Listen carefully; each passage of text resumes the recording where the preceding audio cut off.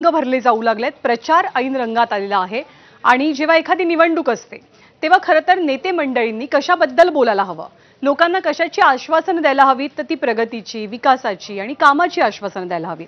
पण महाराष्ट्रात याबद्दल कोणी बोलतच नाहीये। लोक बोलतायत ते मतं खरेदी करण्यासंदर्भात। अजित पवारांनी निधीवरनं जे वक्तव्य केलं, एक प्रकारे धमकवण्याची भाषा केली, त्यावरनं जबरदस्त वाद रंगलेला होता आणि आता अजित पवारांच्या नंतर मंत्री गुलाबराव पाटील यांचं वक्तव्य वादात सापडलंय।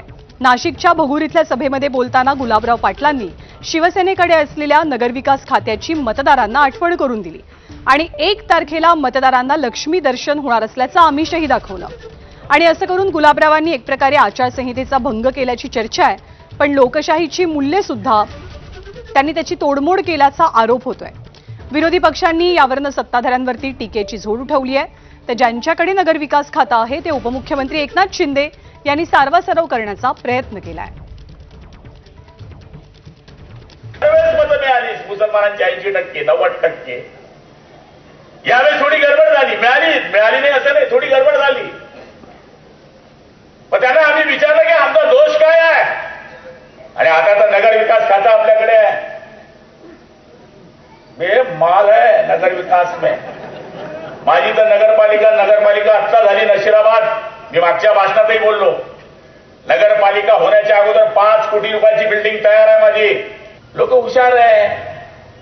22 तारखेला मतदान होतं, मागच्या वेळेस 21 तारखेला आमदारकीचं, 20 तारखेला 18ला लई लक्ष्मी फिरली, दरदार उठ बघता काय झोपलायस, उठ मी आली आहे, तुला प्रसन्न होते।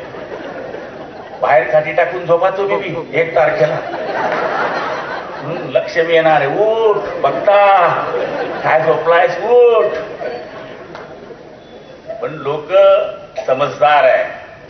हे महाराष्ट्रातलं भ्रष्टाचारी महायुतीचं जे सरकार आहे, हे कॉमेडी शो जो असतो त्या प्रकारे वागतात आहेत। जे भ्रष्टाचाराने कमवलेले पैसे हे वाटण्याचं काम हे लोक करणार आहेत। 10,000 रुपये एका वोटला द्यायचं या लोकांनी निर्णय केलेला आहे। त्यामुळे गुलाब पाटलांनी सहजतेनं सांगितलेलं आहे की तुम्ही 1 तारखेला घराच्या बाहेर झोपा, म्हणजे लक्ष्मी तुमच्याकडे येईल। आम्ही छोटी छोटी जी शहरं आहेत ती डेव्हलप झाली पाहिजे, त्यांचाही विकास झाला पाहिजे, त्यांचे विकास आराखडे मंजूर झाले पाहिजे, याकडे आम्ही कटाक्षाने पाहतोय।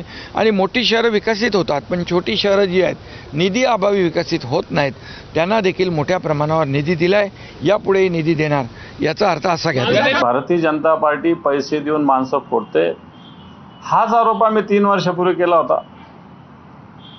हे जेव्हा फुटले होते तेव्हा आरोप आम्ही हाच केला होता की भारतीय जनता पार्टी सत्तेचा, संपत्तीचा वापर करून माणसं फोडते।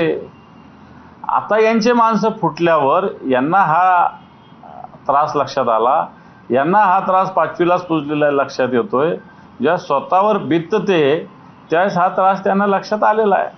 नाही, शेवटी निवडणुकीमध्ये बोलावं लागतं, पण कुठलाही निधी हा देवेंद्रजी, एकनाथजी, अजितदादा असे मिळून ठरवतात कोणाला किती निधी द्यायचा, कोणत्या नगरपालिकेला काय द्यायचं।